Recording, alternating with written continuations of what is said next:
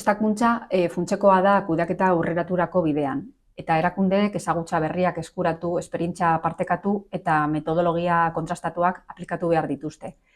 Euskaleten ikasketa hori errazten dugu bi prestakuntza programen bidez. Prestakuntza laburragoa dena, kudeaketa tresnak soilik ezagutu nahi dituzten pertsonentzat, eta Knowin, non hainbat tresna eta metodologietan sakontzen den, baita horiek ere erakundetan ezarriz. Gainera, Euskalitetik erakundeak laguntzen ditugu bi zerbitzuen bitartez. Kanpo kontrastea eta kanpo ebaluazioaren bitartez.